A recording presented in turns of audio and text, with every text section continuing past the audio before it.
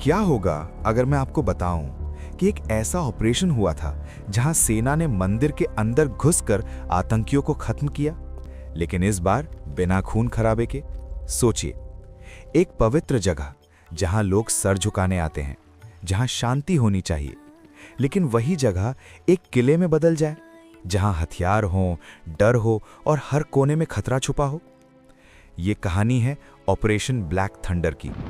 साल 1988। पंजाब पहले से ही उथल-पुथल में था, आतंकवाद अपने चरम पर था, और फिर एक खबर आई जिसने पूरे देश को हिला दिया।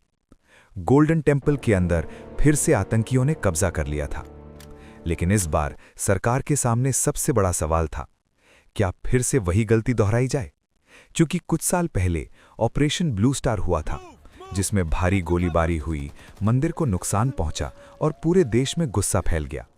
इस बार अगर एक भी गलती होती तो हालात और भी खराब हो सकते थे। लेकिन यहीं से शुरू होती है एक अलग सोच, एक अलग स्ट्रैटेजी। इस ऑपरेशन की कमांड थी केपीएस गिल के हाथ में। उन्हें पता था, यह सिर्फ एक मिलिट्री ऑपरेशन नहीं है, यह पब्लिक इमोशंस का मामला है।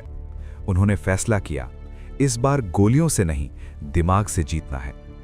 अब सोचिए, अगर आप अंदर होते और आपको पता हो कि बाहर पूरी फोर्स खड़ी है, तो आप क्या करते?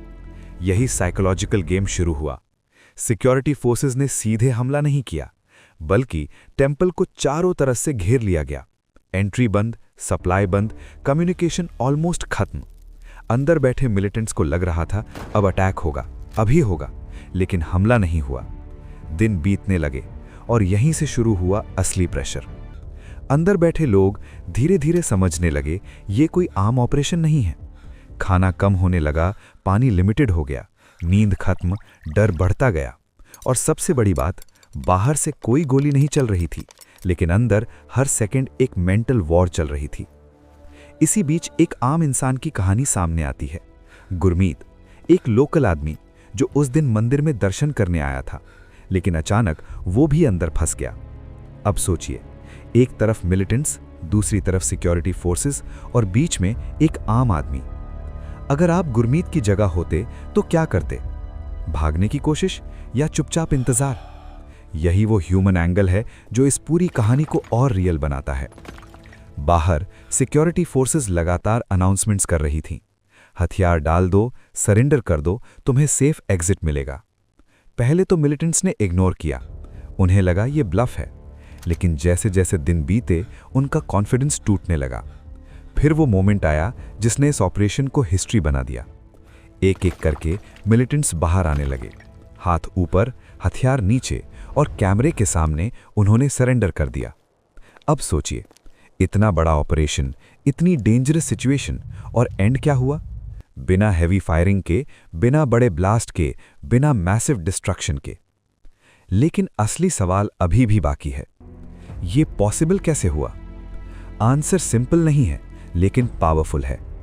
पहले, ऑपरेशन ब्लू स्टार में फोर्स यूज किया गया था, जल्दबाजी थी, डायरेक्ट अटैक था। Result, heavy loss, public anger. लेकिन ऑपरेशन ब्लैक थंडर में पेशेंस, प्लानिंग, साइकोलॉजिकल प्रेशर। ये सिर्फ एक मिलिट्री जीत नहीं थी, ये एक माइंडसेट शिफ्ट था। इस बार सरकार ने दिखाया, पावर सिर्फ बंदूक में नहीं, दिमाग में होती है। और सबसे बड़ी जीत क्या थी? Public trust. गोल्डन टेम्पल को कोई मेजर डैमेज नहीं हुआ, इनोसेंट लाइव्स बच गईं, और सबसे इंपॉर्टेंट, देश को एक नया तरीका मिला ऐसे सिचुएशंस हैंडल करने का।